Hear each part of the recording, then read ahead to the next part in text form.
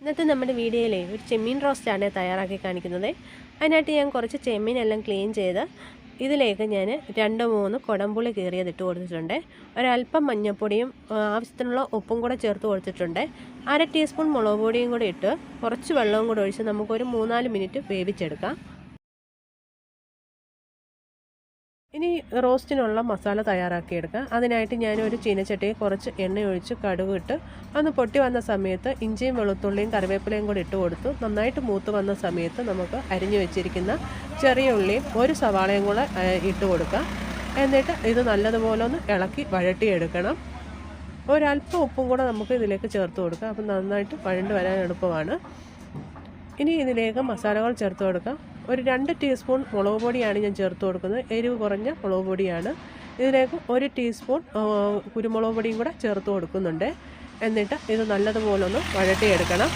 അപ്പോൾ കരിയാതെ ഒരു മീഡിയം ഫ്ലെയിമിലിട്ട് വേണം നമ്മൾ ഇളക്കി കൊടുക്കാൻ. ഇനി ഇതിലേക്ക് 1 ടീസ്പൂൺ മല്ലിപ്പൊടിയും 1/4 ടീസ്പൂൺ മഞ്ഞൾപ്പൊടിയും ചേർത്ത് കൊടുക്കാം.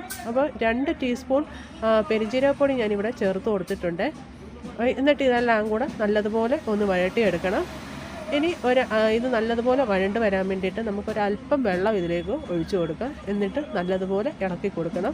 വെള്ളം ചേർത്തതിന് ശേഷം നമുക്ക് ഹൈ ഫ്ലെയിമിലിട്ട് വേണം ഇത് ഇളക്കിയെടുക്കാൻ. അങ്ങനെ നന്നായിട്ട് ഒന്ന് വഴണ്ട് വരുന്ന സമയത്ത് നമുക്കിതിലേക്ക് തക്കാളിക്ക ചേർത്ത് കൊടുക്കാം. എന്നിട്ട് നല്ലതുപോലെ ഇളക്കി ഈ തക്കാളിക്ക ഒന്ന് വഴണ്ട് വരുന്നത് വരെ നമുക്ക് ഇളക്കി കൊടുക്കണം. റോസ്റ്റിനുള്ള മസാലയെല്ലാം തയ്യാറായി കഴിഞ്ഞ് ഇനി നമുക്ക് വേവിച്ച് വെച്ചിരിക്കുന്ന കൊഞ്ചും കൂടെ ഇതിലേക്ക് ചേർത്ത് കൊടുക്കാം. എന്നിട്ട് മസാലയും കൊഞ്ചുമായിട്ട് നന്നായിട്ടൊന്ന് മിക്സ് ചെയ്തെടുക്കണം. മസാലയിൽ ഉപ്പും എരിവും ഒക്കെ പിടിക്കാൻ വേണ്ടിയിട്ട് ഇതുപോലെ അല്പം ഗ്രേവി ആയിട്ട് നമുക്ക് ഈ മസാല തയ്യാറാക്കിയെടുക്കണേ. എന്നിട്ട് വേണം നമ്മൾ കൊഞ്ച് ചേർത്ത് കൊടുക്കാൻ. മസാലയെല്ലാം കൂടെ നല്ലതുപോലെ ഒന്ന് മിക്സായി വരണം. ഇനി ഇതിലേക്ക് ഞാൻ 1 ടീസ്പൂൺ ചതച്ച കുരുമുളകാണ് ചേർത്ത് കൊടുക്കുന്നത്. എന്നിട്ട് നല്ലതുപോലെ ഇളക്കി കൊടുക്കാം. അപ്പോൾ ഞാൻ ഈ ചീനച്ചട്ടിയിൽ നിന്ന് ഒരു ഫ്രൈ പാനിലേക്ക് കൊഞ്ചെല്ലാം മാറ്റുകയാണ്. അപ്പോൾ ഞാൻ അല്പം എണ്ണ തളിച്ചിട്ടാണ് ഫ്രൈ പാനിലേക്ക് ഇട്ട് കൊടുത്തത്. എന്നിട്ട് നമുക്കൊന്ന് ഇളക്കി കൊടുക്കാം. എന്നിട്ട് നമുക്കിതൊന്ന് വറ്റിച്ചെടുക്കാം. ഇപ്പോൾ നമ്മുടെ കൊഞ്ച് റോസ്റ്റ് ഇവിടെ റെഡി ആയി കഴിഞ്ഞു.